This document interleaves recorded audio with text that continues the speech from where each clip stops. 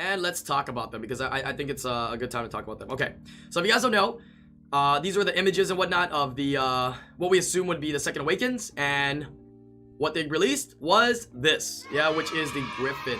Yeah, so Griffons, this is what the Second Awaken Griffons are going to be looking like, and this is the new Second Awaken. Now, it's in the developer's note, so we don't know when it's going to get released. It hasn't been officially announced yet in the updates. Anything here is subject to change, right? Everything here is subject to change. So because it's in the developer's notes, I don't expect it to go live for another week or 2 weeks or 3 weeks. So yeah, Second Awaken units are coming. We thought it was going to be Griffons. We thought it was, we speculated it was going to be Hellhounds. Yeah, Griffons. Ends up, it is going to be Griffons. Yeah, this is what they look like. I think they're dope. Okay, first off, as we're going through this, I'll give you my general thoughts on it.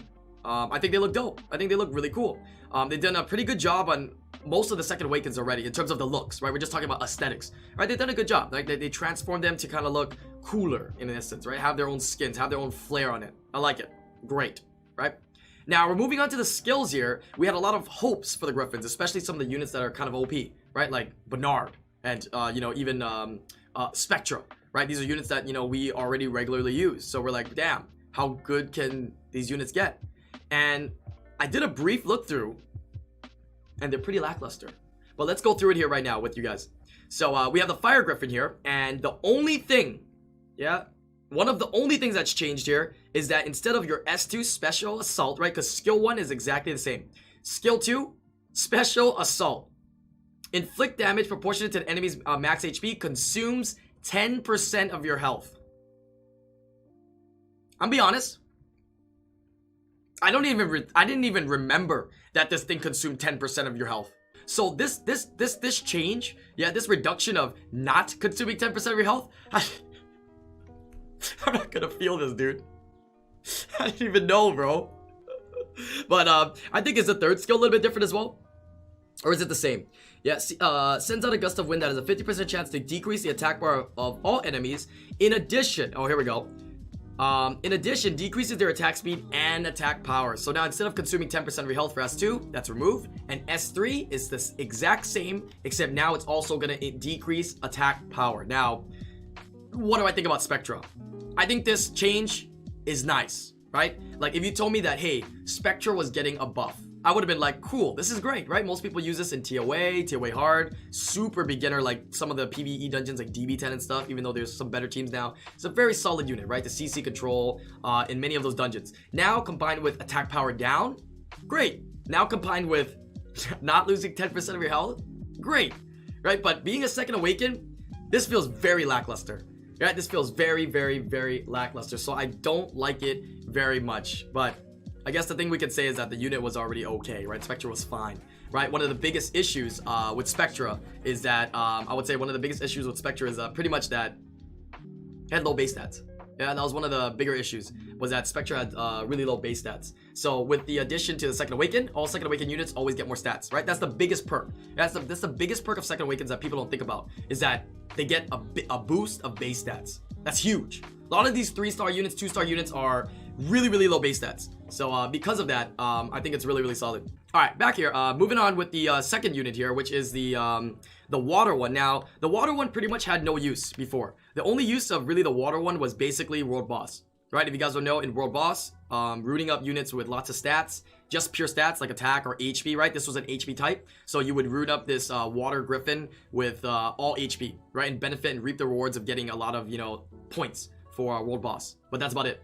Now with this change, Second Awaken, instinctively in my head, okay, great. If you want to do some Second Awakened water Griffons for World Boss, hey, you're going to increase your score, right? Why not? But I would say that he wasn't really used before. So let's take a look at his changes and see how much better he is now, though. Yeah, and with these changes. Skill 1, same. Skill 2 here. Attack the enemy with the body slam and weakens their attack power and defense for 2 turns.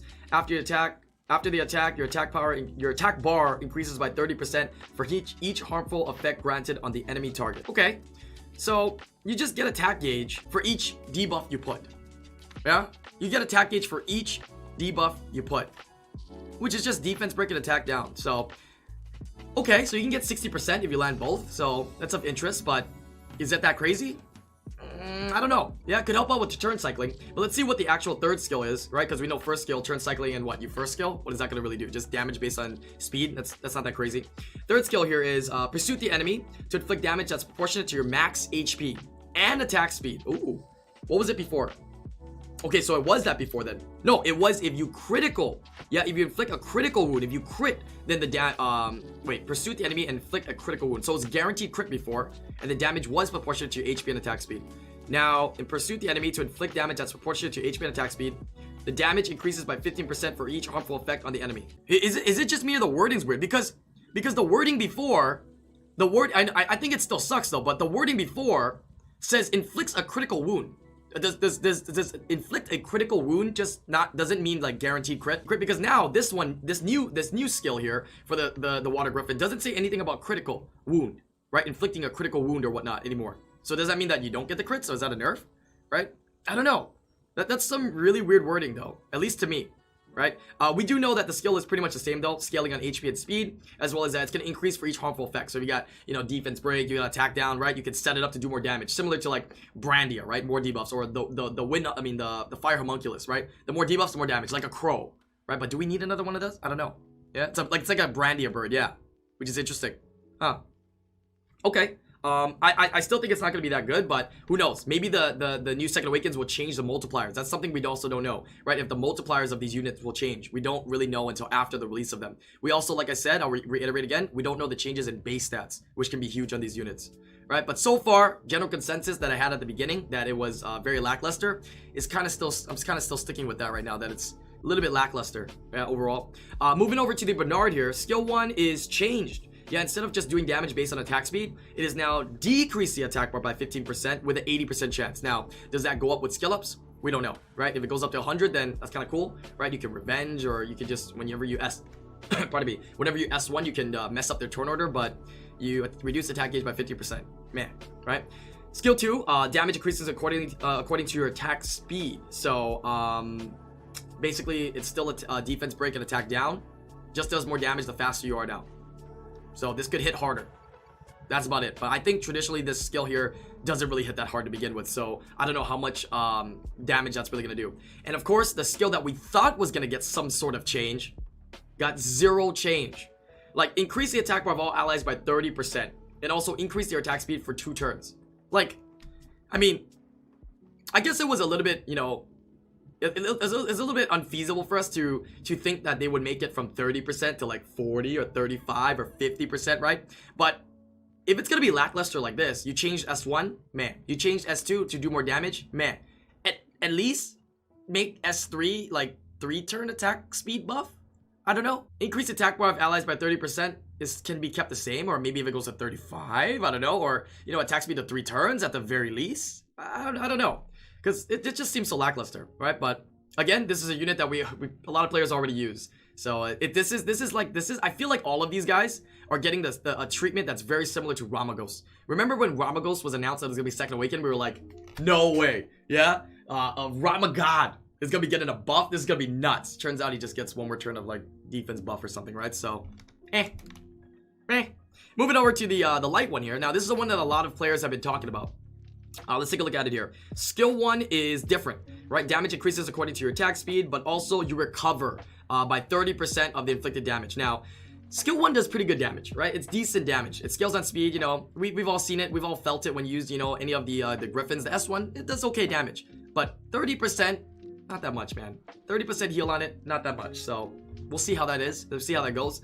Skill 2 here, Special Assault, which is similar to Spectra. Exactly the same. Nothing's changed, right? And this one you also consume 10% of your health. That doesn't get removed. Yeah, it doesn't get the Spectra treatment. So it looks like it's gonna be in the passive here. Yeah, the third skill, or the passive. Increase resistance by 20%. I actually didn't know this guy increases resistance by 20%. So basically increases disappointment by resistance by 20%. Decreases the incoming damage from dark attribute monsters by 50%. And increases the damage you inflict on dark attribute by 100%. So now I'm curious, how much damage is this gonna do, right? Because Special Assault does decent damage on units with a lot of health. Usually TOA hard bosses, you know what I'm saying? But how much damage does this actually do on a crit damage build, right? Light units have no elemental disadvantage. Now you're gonna have 100% increased damage on on dark units, so it's gonna be great. So this could be a unit that could be a fun damage dealer. I don't see it being like super OP or feasible because it doesn't do enough, but it could be a fun unit that can be used in Guild Wars and Guild Siege. I think there are going to be many situations, yeah, that you can bring this in as a light tank, right, to tank whatever dark units or whatever you're fighting against that have dark units, which not too many, right?